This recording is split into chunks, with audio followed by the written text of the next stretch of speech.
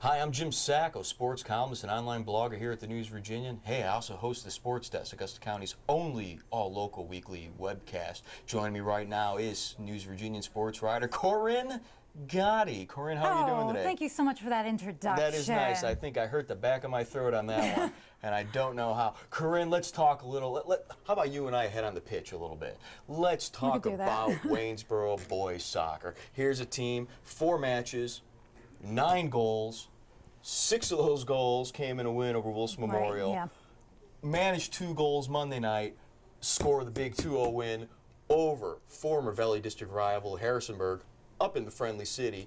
What's going on with this team? Well, I knew it was good news when the coach called in his score yesterday. They were ecstatic about this. This team has not played Harrisonburg since, I believe, the 17th.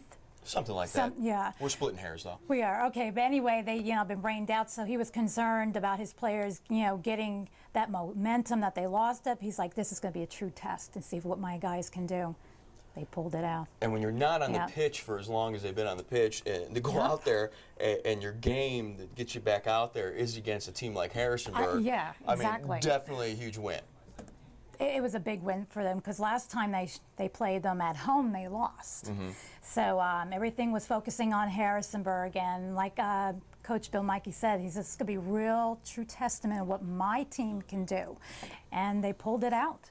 Despite hardly playing and getting the experience early on in the season, they did it. So we're going to be looking forward to. I think they are playing at Spotswood tonight. So yes, that would be Tuesday for you people who are watching this computer at home at any course during the week. Excuse me. Yes. Hey, you said something about too early. I was going to use it as a segue. So let's rewind. Use it as a segue. Too early. Riverhead softball. Last night, their first district game, their coach, Jen Colvin, says a little too early for the district game, and it showed 13-0 they lost, and they struck out 20 times to Luray. You were out there. What was going on out there? You know what? It didn't look like it was going to go that way. The first inning, Bree McDermott, she got her first strikeout. She struck out the leadoff batter, so it looked like it was going her way. Then she walked the next one, and it kind of all fell apart from there. They were just outslugged. And it looks like pitching, you got a freshman pitcher out there. She's freshman, yeah. And that's good to bring up because in Bree's defense, she is a freshman. Yes. And she is trying to replace one of the best pitchers that school's seen in a long time, in Annie Sandridge, who you have not had the pleasure of covering. But I'm assuming one of the 7 seniors they lost last year. Yeah, I mean, yeah. Big time. And that's going to take a chunk out of any team. That when you look over the other side of the county in Shenandoah softball, you got Wilson, who has lost a few people, but they didn't lose their big gun in their pitcher, Summer Ramsey. And now you go back over to Greenville and Riverheads, and they lost their big gun, and they got a freshman on the mound. But 20 Ks, striking out 20 times. Was the Luray pitcher that good, or is it just? She is good. Okay. I think her highest was about 18 this year. Really? And actually, what's really cool about this, if I can say cool on the webcast. Yes, you can say cool on the webcast. Thank you very much. We actually prefer gnarly, awesome, and radical, so we'll go with cool. Charlie Turner of Luray, he told me, he's like, I was going to take her out and be like, you ready to come out? She's like, no. So if she did, and she went and got her 20. Coach Turner did not. We were kind of surprised when you came back to the office that Riverheads lost 13-0. I was surprised. I imagine you were surprised watching it.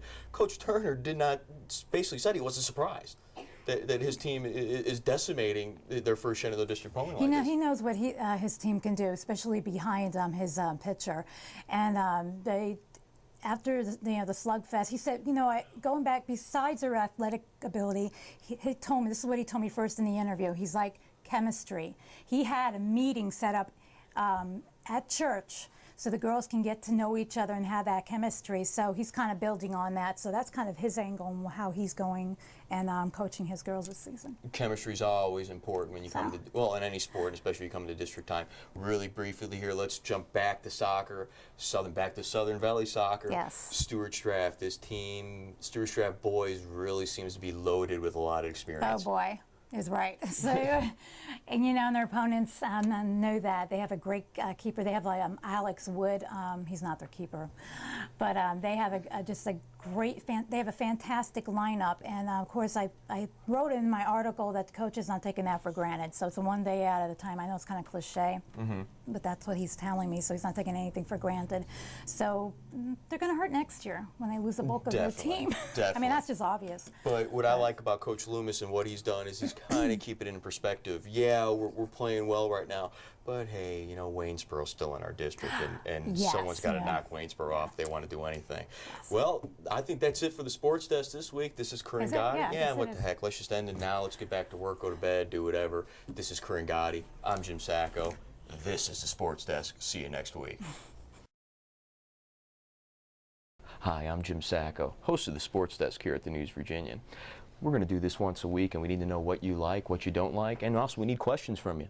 So you email us at sports@newsvirginian.com, and we'll see what we can do about getting those questions answered. And also, if you tell us why you think you belong on camera, maybe you can join us for a week.